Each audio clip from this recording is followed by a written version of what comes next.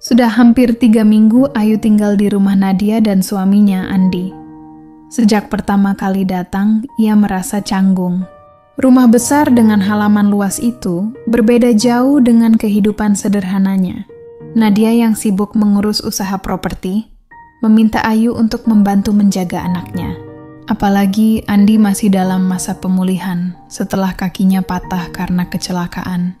"Anggap saja rumah sendiri, Yu," ujar Nadia waktu itu, menaruh koper Ayu di kamar tamu. Ayu hanya diam, mengangguk sambil tersenyum kikuk sambil tolah-toleh. Sehari-hari, Ayu lebih sering bersama anak kecil Nadia. Dari bangun tidur, makan, hingga menemani bermain. Nadia jarang ada di rumah, berangkat pagi dan sering pulang larut malam. Praktis, hanya Ayu dan Andi yang sering berada di rumah. Andi biasanya duduk di ruang tamu atau teras. Kadang dengan tongkatnya, ia berjalan pelan mengelilingi rumah. Ramah, tenang, dan selalu berusaha mengobrol ringan setiap kali berpapasan dengan Ayu. "Capek enggak ngurus anak seharian?" tanya Andi suatu sore. Ayu tersenyum sopan. "Enggak kok, Mas. Malah seneng anaknya enggak rewel." Obrolan-obrolan sederhana itu lambat laun membuat suasana canggung berkurang. Ada kenyamanan yang tumbuh pelan, meski tak pernah diucapkan. Andi mulai memperhatikan caranya Ayu bersikap. Sementara Ayu diam-diam menyadari bahwa ia tak lagi merasa asing di rumah besar itu. Malam-malam yang sepi makin sering mempertemukan mereka. Saat anak sudah tidur dan televisi menyala pelan, Andi duduk di sofa seberang, Ayu di kursi lain. Percakapan kecil kadang berlanjut menjadi obrolan panjang. Sesekali tawa ringan terdengar di antara keduanya. Batas antara majikan dan tamu perlahan memudar. Dan tanpa mereka sadari, mereka nyaman atas kebersamaan itu. Andi masih masa pemulihan. Meski sudah bisa berjalan dengan tongkat, ia lebih banyak menghabiskan waktu di rumah. Siang hari biasanya duduk di teras, atau sekadar baca koran di ruang tamu. Dalam momen-momen itulah Ayu sering hadir, kadang membawakan teh hangat, kadang sekadar duduk menemani sambil mengawasi anak Nadia yang bermain. "Masih sakit, Mas?" tanya Ayu suatu sore sambil menaruh gelas teh di meja. Andi melirik kakinya, tersenyum tipis. Sudah mendingan, tapi masih nggak enak dipakai jalan lama. Ayu mengangguk pelan.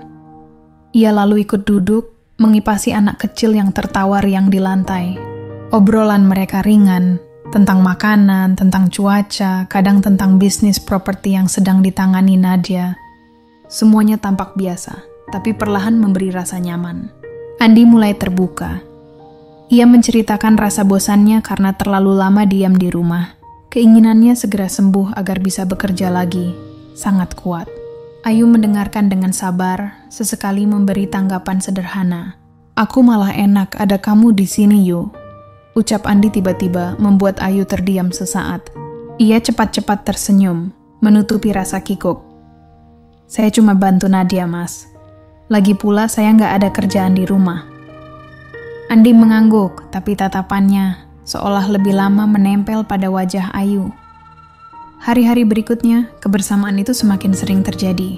Ayu kadang membantu Andi mengambilkan obat, menyiapkan makan, bahkan menemaninya nonton TV malam-malam. Semua tampak wajar, setidaknya bagi Ayu. Ia mencoba meyakinkan diri bahwa kedekatan itu hanya bagian dari tugasnya. Namun tanpa sadar, batasan di antara mereka mulai bergeser. Andi merasa tenang setiap kali Ayu ada di dekatnya. Sementara Ayu diam-diam mulai terbiasa dengan perhatian Andi. Sebuah kenyamanan lahir di rumah itu. Kenyamanan yang perlahan bisa berubah menjadi sesuatu yang lebih dalam. Hari-hari di rumah besar itu berjalan semakin akrab. Andi mulai memperhatikan hal-hal kecil dari Ayu. Senyumnya ketika menenangkan anak, caranya sabar menyuapi. Bahkan cara ia membereskan mainan di lantai. Dari sorot mata Andi, jelas ada kekaguman yang tumbuh diam-diam. Kadang, saat Ayu sedang sibuk di dapur, Andi duduk memandangi badannya yang ramping sambil pura-pura membaca koran. Tatapan itu berlangsung lama, hingga Ayu menoleh dan mendapati Andi tersenyum tipis. "Ada apa, Mas?" tanya Ayu heran. Andi menggeleng, cepat menurunkan pandangannya. "Enggak, cuman lihat kamu kayak capek banget." Ayu terkekeh pelan, mencoba menutupi rasa kikuk. "Namanya juga ngurus bocah, Mas." Obrolan-obrolan mereka kini tak lagi sekadar basa-basi. Andi mulai menanyakan hal-hal personal. Gimana rasa tinggal sendirian saat Indra di luar negeri? Apa yang Ayu lakukan kalau bosan? Bahkan sesekali nyinggung perasaan. Yang membuat Ayu salah tingkah adalah canda-canda kecil yang kadang terlontar. "Kalau kamu yang jadi istriku, mungkin rumah ini bakal rame terus," ucap Andi setengah bercanda suatu malam. Ayu menoleh cepat. Wajahnya memerah. "Mas bisa aja ngomong gitu." Andi hanya tersenyum, tapi dari sorot matanya jelas ada kesungguhan tersembunyi.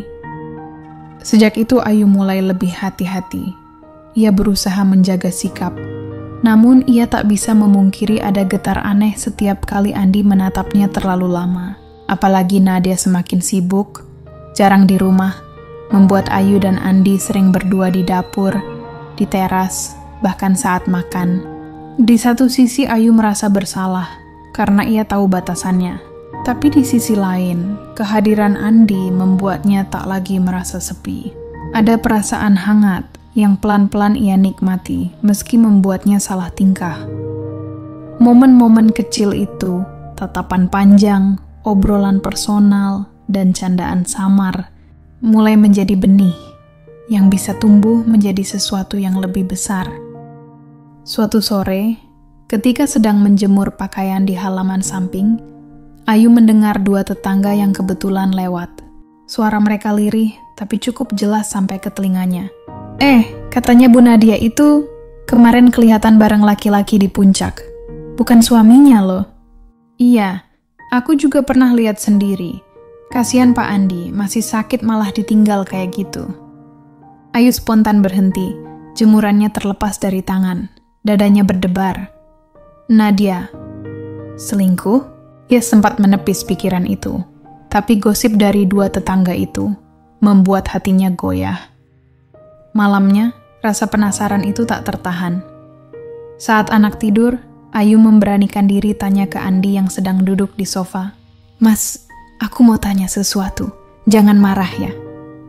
Andi menoleh, wajahnya tenang. "Tanya apa?" Ayu ragu, lalu akhirnya berbisik. "Tentang Mbak Nadia. Bener nggak sih dia punya orang lain?" Andi terdiam cukup lama. Sorot matanya kosong menatap layar televisi yang padam. Lalu ia menarik napas panjang. "Oh, kamu ternyata udah denger juga ya," gumamnya lirih. Ayu menunduk merasa bersalah sudah menyinggung. "Aku cuman nggak percaya aja." Andi tersenyum miris, senyum yang membuat Ayu ikut perih melihatnya. "Aku tahu Yu, tapi aku diam karena aku masih sakit, nggak bisa berbuat apa-apa. Dan mungkin aku masih sayang." Kata-kata itu membuat hati Ayu serasa diremas. Ada iba, ada simpati, juga sesuatu yang sulit ia namakan. Ia menatap Andi lebih lama, merasa di depannya duduk seorang pria yang terluka, seorang suami yang tak dihargai. "Mas, maaf," ucap Ayu lirih. "Aku jadi kepikiran. Padahal Mas orangnya baik." Andi menoleh, tatapannya dalam. "Kamu yang bikin aku betah di rumah, Yu. Kalau nggak ada kamu, mungkin aku nyerah." Ayu tercekat, jantungnya berdetak cepat. Ada rasa hangat sekaligus salah yang menyeruak. Malam itu, keheningan di ruang tamu terasa begitu berbeda. Untuk pertama kalinya, Ayu sadar perasaan iba yang ia simpan perlahan berubah menjadi sesuatu yang lebih berbahaya. Hari-hari setelah gosip tentang Nadia sampai ke telinga Ayu, suasana rumah itu berubah. Ayu sering menangkap sorot mata Andi yang berbeda. Bukan lagi sekadar ipar sepupu, melainkan laki-laki yang diam-diam sedang menahan perasaan. Andi bahkan makin sering mencari alasan untuk dekat sama Ayu.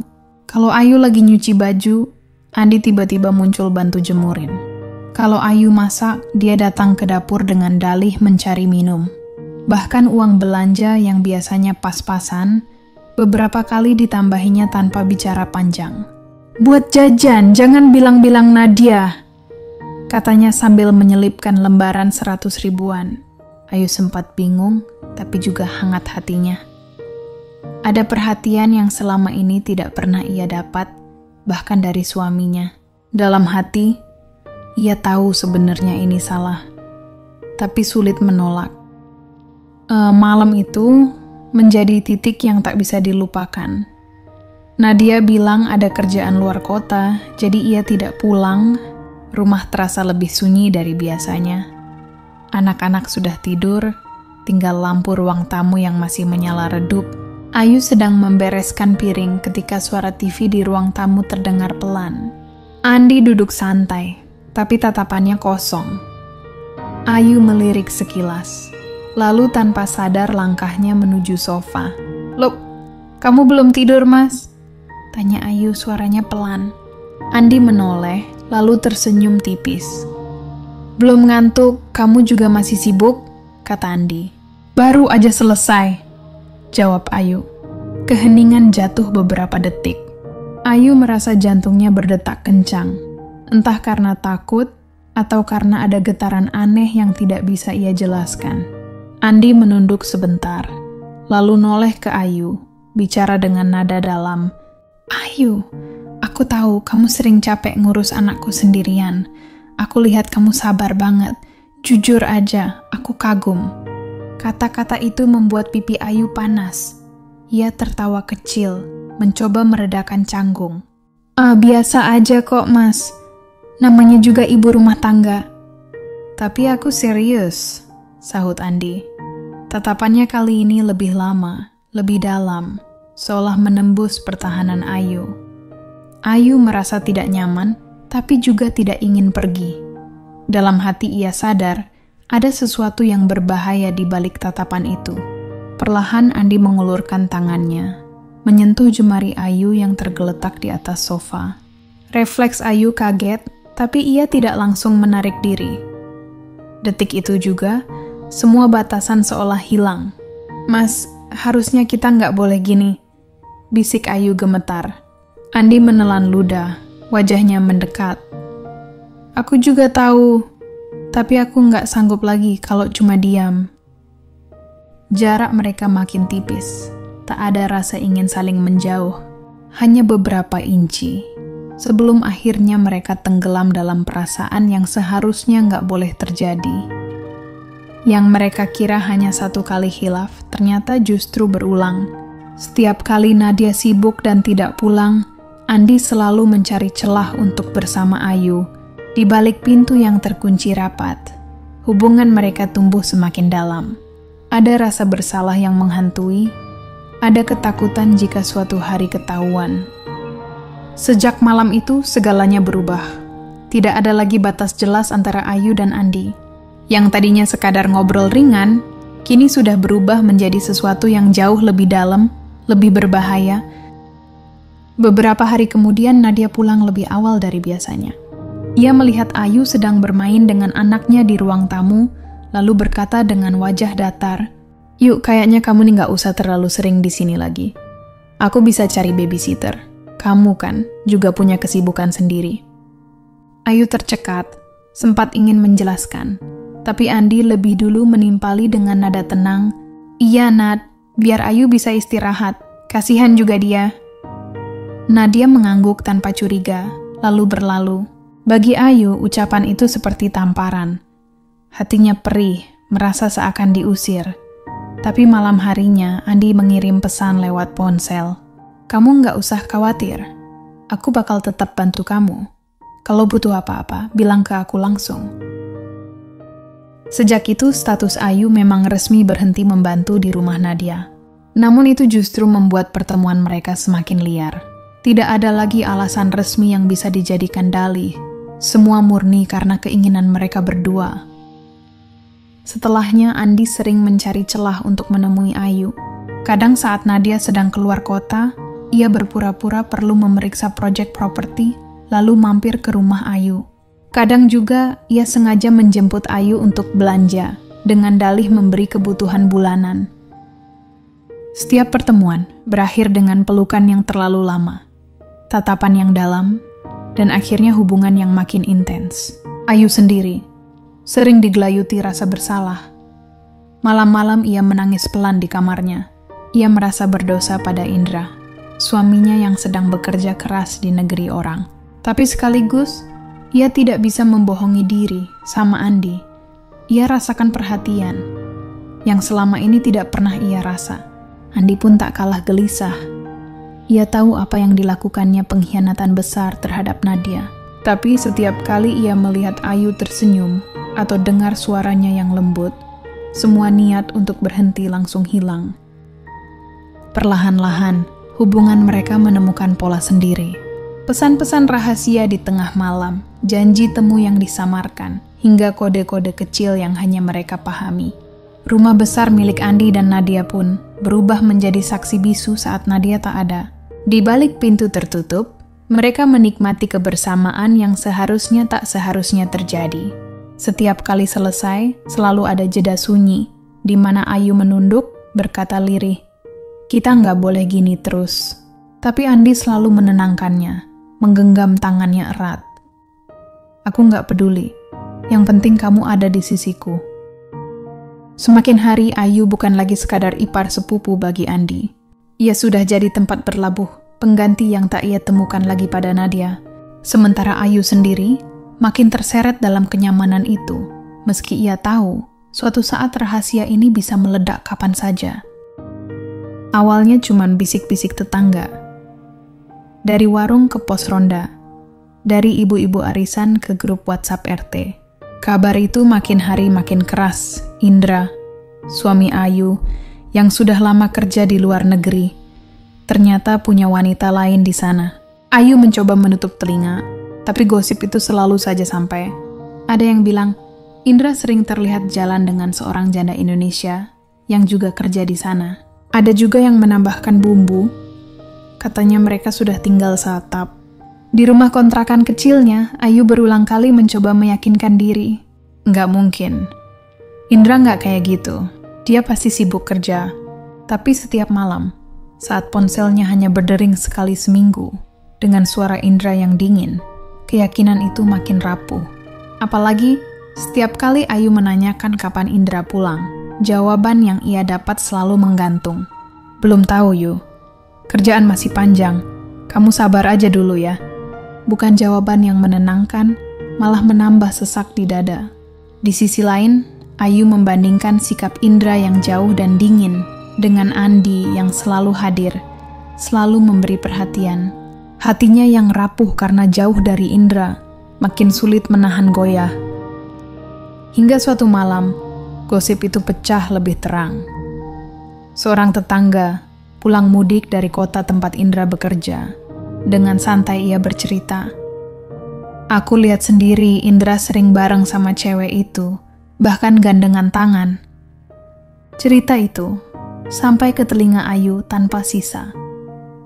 Malam itu juga, ia menangis sejadi-jadinya, merasa hancur. Semua kesetiaan, semua penantian seakan terbuang percuma.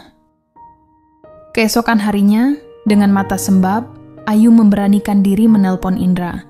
"Mas, aku capek dengar gosip. Aku mau kita pisah aja." Suaranya bergetar tapi tegas. Indra terdiam sejenak di seberang. Lalu, dengan nada datar yang membuat Ayu kaget, Indra menjawab, "Kalau itu yang terbaik buat kamu, ya sudah, aku setuju." Jawaban itu menghantam Ayu lebih keras dari gosip manapun. Tanpa perlawanan, tanpa penjelasan, tanpa sedikit pun usaha menahan. Seolah-olah Indra memang sudah tidak menganggapnya lagi. Ayu menjatuhkan ponselnya, air matanya jatuh deras. Tapi di balik kesedihan itu, ada secercah lega. Dia tak perlu lagi berpura-pura mempertahankan rumah tangga yang sudah retak sejak lama. Dan di balik bayang kesedihan itu, sosok Andi perlahan muncul lebih jelas. Laki-laki yang selama ini diam-diam membuatnya bertahan. Di tempat lain, di rumah besar itu, sudah tidak lagi terasa rumah bagi Andi. Setiap kali ia melihat Nadia pulang malam dengan alasan kerjaan, hatinya hanya makin panas. Apalagi ia tahu betul, istrinya itu memang sudah lama punya laki-laki lain. Selama ini Andi memilih diam, pura-pura buta, pura-pura tidak peduli. Tapi sejak hatinya terikat dengan Ayu, kesabarannya benar-benar habis. Ia tidak mau lagi hidup dalam sandiwara rumah tangga yang hanya nama. Hampir sebulan penuh Andi meninggalkan rumah itu. Ia membawa beberapa pakaian dan tinggal di hotel kecil pinggir kota. Bukan sendirian, Ayu selalu menemaninya, membantu segala urusan, sambil menata hati yang sama-sama luka. Hari-hari mereka di hotel terasa campur aduk. Di satu sisi penuh kenyamanan, seperti pasangan yang sedang membangun awal baru. Di sisi lain, bayang-bayang rasa bersalah selalu menghantui. Tapi Andi mantap, tidak ada jalan mundur. Setiap pagi, ia duduk dengan map-map berisi berkas perceraian di meja hotel. "Aku nggak mau terusin hidup sama Nadia, Yu. Aku capek dibohongi," katanya suatu malam dengan nada berat. Ayu hanya diam, menunduk, tapi genggaman tangannya pada Andi semakin erat. Proses itu tidak mudah. Nadia sempat mengamuk, menuduh Andi macam-macam, bahkan mencoba menahan perceraian. Tapi bukti perselingkuhannya sudah terlalu nyata. Dan Andi tidak lagi punya niat baik untuk menutupi. "Aku udah cukup, Nat. Kamu bebas sama pilihanmu, aku juga punya jalan sendiri," ujar Andi dingin di sidang terakhir. Beberapa pekan kemudian, palu hakim diketok. Resmi sudah, ikatan pernikahan Andi dan Nadia berakhir. Saat keluar dari gedung pengadilan, Andi menarik napas panjang. Ada beban berat yang akhirnya terlepas.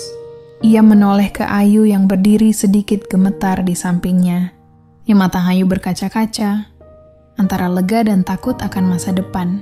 Andi meraih tangannya, lalu berbisik, "Mulai hari ini, aku cuma milikmu." Ayu tak kuasa menahan air mata. Dalam hatinya ia tahu, jalan yang mereka pilih penuh resiko, penuh cibiran.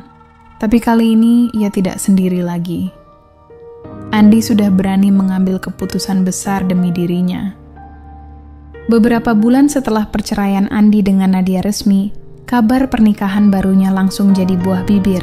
Tetangga kanan kiri, kerabat jauh, bahkan orang-orang yang tak terlalu dekat ikut ramai membicarakan. "Dulu kan dia ipar sepupu. Cepet banget ya, kayak nggak ada jeda. Tapi enak juga Ayu sekarang. Langsung jadi nyonya pengusaha." Bisik-bisik itu beredar liar. Ayu mendengarnya. Kadang menusuk hati, kadang membuatnya ingin sembunyi. Tapi tiap kali ia menoleh ke samping, melihat Andi yang berdiri genggam tangannya, ia menemukan alasan untuk tetap kuat. Pernikahan mereka digelar sederhana, jauh dari pesta besar ala keluarga pengusaha. Hanya akad dan doa syukur, dengan beberapa keluarga terdekat. Andi sengaja membuatnya begitu, tak ingin menambah bahan gosip yang sudah cukup ramai. Saat selesai acara, Ayu merasa dadanya penuh haru. Ia sadar, perjalanan cintanya bersama Andi bukanlah kisah biasa. Dari awal yang penuh dosa dan rahasia, kini mereka akhirnya menemukan jalan sah untuk bersama. Hidup Ayu berubah total. Dari seorang istri perantau yang sering kesepian dan dilanda gosip, ia kini menjadi istri seorang pengusaha. Kehidupan yang awalnya sederhana perlahan berganti dengan kenyamanan. Rumah besar, mobil, dan segala fasilitas. Namun di balik semua itu, Ayu tahu satu hal. Masa lalunya bersama Andi tidak akan pernah benar-benar hilang. Akan selalu ada bisikan, akan selalu ada tatapan sinis. Tapi ia memilih menutup telinga. Yang penting kita jalani aja yuk. Biar orang mau ngomong apa. Kita udah sah, itu yang terpenting. Ucap Andi suatu sore, sambil menatapnya penuh keyakinan. Ayu mengangguk pelan, senyumnya tipis tapi tulus. Dalam hati ia berbisik, hidupku memang berubah total. Tapi kali ini, aku tidak lagi sendiri. Dan begitulah, Kisah yang bermula dari hubungan terlarang akhirnya berlabuh di pelaminan. Meski jalan mereka penuh bisikan, Ayu dan Andi tetap melangkah maju, menjalani hidup baru sebagai pasangan sah.